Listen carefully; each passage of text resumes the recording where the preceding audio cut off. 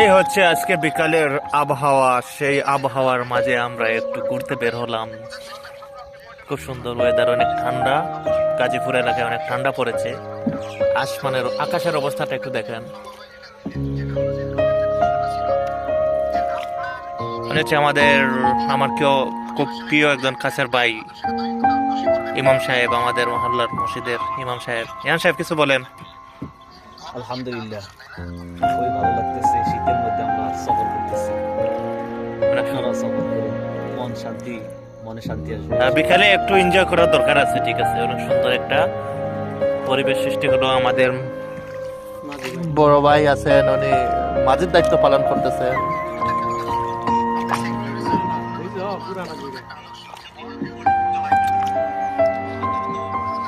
নৌকা বাওয়াটা একটা হচ্ছে অনেক কৌশলের একটা বিষয়, তাই না ভাই?